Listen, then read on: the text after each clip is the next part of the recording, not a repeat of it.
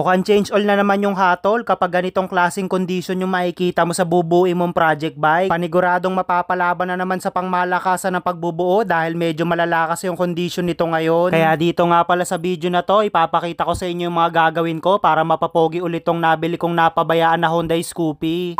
Bali, ito na nga pala yung day 2 ng offline papogi nito ni Project Coopy. Bali, ngayong araw nga pala, plano ko na rin mapaghiwalay lahat ng piyesang nakakabit dito sa batalya, pati na rin sa makina. Medyo malala kasi yung mga kalawang ng ibang metal parts nito, kaya plano ko sanang ipapowder coat. Dahil meron pang lamang gasolina tong tangke, nilagyan ko muna ng tornilyo yung pinaka-hose para siguradong hindi tumagas yung gasolina. Tapos sunod ko nga palang ginawa, niluwagan ko na rin yung tornilyuhan nitong rear fender. So sobrang kapal na nga rin pala ng kalawang ng mga tornilyuhan nito, halos kada pihit mo may natunog talaga. Buti na lang sama, hindi naputol sa loob, kaya natanggal na nga pala natin tong buong rear fender. Bali, sunod ko nga palang tatanggalin yung airbox naman, pero may nakaharang kasi na plastic cover dito sa panggilid. Kaya tinanggal ko muna to para matanggal natin yung tornilyuhan ng mismong airbox. Mukhang medyo matagal-tagal din to na panahon na nakatambak dahil hanggang dito sa loob, kitang-kita mo yung kapal ng alikabok. Kaya siguro mas lalo kong natitrill na mapapogi ulit to dahil ganito kasi kalala yung condition niya ngayon. At dito nga pala sa part na to, medyo nagulat ako pagkatapos ko kasi tanggalin yung clamp ng hose. Sobrang daming alikabok dito sa loob na kulay puti, parang pulbos. Mukhang all stock din talaga yung makina nito dahil lahat ng hose nakakabit. At para tuluyang mahugot na nga pala natin yung airbox, niluwagan ko na nga pala yung tornilyo na nagduduktong sa carb. Ginamitan ko lang ng Phillips screw, yan kasi yung nagpapasikip dyan sa loob. Kaya nung bahagyang naramdaman ko na hindi na nakakapit yung hose, saka ko nga pala hinatak tong airbox palabas. At ito nga pala yung bumungad sa akin, mukhang hanggang sa loob, punong-puno rin to ng alikabok. Tapos sunod ko nga palang ginawa, niluwagan ko na nga pala tong mahabang lock nitong manubela. At dahil medyo pumakat na nga pala yung pinakasalpakan nitong manubela, medyo pahirapan na talaga tanggalin, kaya inisprayan ko muna ng lubricant sa loob. Ganito kasi talaga madalas nagiging sakit ng Scoopy, lalo kung matagal na hindi nahuhugot tong manubela. Kaya halos nakailang minuto rin ako bago ko to natanggal. Buti nahugot din naman nung nababara na maigi ng lubricant. Kaya isinunod ko nga pala yung pagbabaklas ng mga maliliit na bracket nito dahil kasama rin kasi ito sa mga ipapapowder coat ko. At kung napanood nyo nga pala yung unang video nito kahapon, medyo nabigla ako. Marami kasing lumalabas na tubig sa tambutso. Kaya para malaman natin kung meron pang tubig dito sa loob, binaklas ko na nga pala yung tornilyuhan nito sa bracket. At kagaya rin na nangyari kahapon, tuloy-tuloy pa rin yung paglalabas ng tubig nito galing sa loob. Kaya sunod ko nga palang ginawa, niluwagan ko na rin yung tornilyo nitong front axle para matanggal na rin natin tong front fender. Kaya pagkatanggal ko nga pala ng axle, hinugot ko na rin tong gulong, tapos tinanggal ko na rin yung tornilyo nitong fender dito sa ilalim. Halos puro basic lang din naman yung ginagawa natin dito sa pagbabaklas, pero para makita nyo rin kung paano ko to ginagawa, gusto kong makita nyo ng actual. Marami kasi nagsasabi na basta may pera ka, makakapagbuo ka ng motor, pero hindi nila alam, hindi lang sa pera talaga tumatakbo yung pagbubuo. Mapwera na lang talaga siguro kung ipapagawa mo sa iba, pero kung magsasariling sikap ka, hindi talaga to ganun kadali. At para mahugot na nga pala natin yung batalya dito sa makina, tinanggal ko na nga pala tong mahabang ehe dito sa may baba. Tapos nung ihihiwalay ko na nga pala yung batalya dito sa makina, nagtaka ako kung bakit tayo matanggal. Napansin ko na lang na nakakabit pa pala tong rear shock, kaya pala kahit anong pwersa ko, ayaw talaga humiwalay. Kaya nung natanggal ko na nga pala yung lock nut, sa wakas, after 20 years in the making, nahugot na nga pala natin to sa makina. At para tuluyang mahiwalay na natin lahat ng pyesang nakakabit dito sa batalya, isa-isa ko na nga palang pinagtatanggal tong mga hose na nakakabit. Dahil ngayon lang ako nakapagbuo ng Scoopy, medyo nagulat nga pala ako dito ng bahagya. May safety features kasi na nakakabit dito sa side stand, kapag nakababa hindi mo mapapa-start yung makina. Halos sa mga bagong labas lang kasi na scooter ako madalas nakakita ng ganito, hindi ko akalain sa lumang modelo na Scoopy meron din nilagay na ganito. At dahil may nakakabit pa nga pala na bracket dito sa may bandang likod ng fender, tinanggal ko muna yung lock nito dito sa ilalim. Hindi kasi restoration yung gagawin natin dito, literal na offline papogi talaga. Karamihan ng mga isasalpak natin puro aftermarket. Medyo marami kasi nag-request na bands daw yung gawin natin dito kay Project Coopy. Tingin ko mukhang babagay din naman. Bali, kailangan pa nga palang tanggalin yung mga signal light dito sa likuran para lang matanggal natin yung nakakabit na bracket sa taas. Kaya nang natanggal ko na nga pala lahat ng nakakabit, bahagya ko lang pinuwersa hanggat sa mahugot ko tong mismong bracket. Medyo marami-rami pa talaga tayong gagawin dito kay Project Coopy, kaya abangan nyo yung susunod natin na video. So yun na, mag-update muna tayo ng mga natapos natin gawin para dito ngayon sa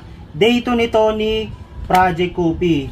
So ito nga pala yung mga nagawa natin ngayong araw. Nahiwalay na nga pala natin tong buong batalya dito sa makina. Tapos yung mga parts niya, yung mga bracket niya na maliliit, ito, tsaka to, tapos tong side stand, natanggal na rin natin kasi plano ko sana tong ipapowder coat para medyo mas matibay-tibay yung kalalabasan niya. Tapos itong tambutso, yan, ipapasalang din natin to sa powder coat dahil ito pa rin kasi yung gagamitin natin.